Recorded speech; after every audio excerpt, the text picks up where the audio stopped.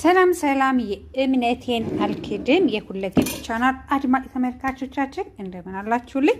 እንደምታዩት ከዚህ ጋር የሚያምር የሀገራችን ጎመን እየቀረደድኩ ነው የሚባል እየከተፍኩ ነው የሚባል እንዴት ነው አያችሁት? ሲያምር በጣም የሚያምር የሀገራችን ጎመን ይኸውላችሁ በዚህ መልኩ እንደዚህ እያደረኩ እየከተፍኩት ነው። በጣም ብዛት አለው። በእውነት ነው የምላችሁ በጣም ሲያምር እንደዚህ ጽድት አድርጌ ዩቲዩብ አያችሁ ይሄን ይመስላል። ገና ሳይቀነጠስ ይሄን ነው የሚመስል። ይሄ ቆስጣ እንዳይመስላችሁ የሀገራችን ኦሪጂናል ጎመን አያችሁት። እንጨቱን ላሳያችኋ። እዚህ ጋር ይኸውላችሁ እንጨቱ ይሄ የተቆራረጠው ነው እየቆረጥኩ የማመጣው እንጨቱ። አሁን ይሄን እንጨቱን ምን አድርገዋለሁ መሰላችሁ?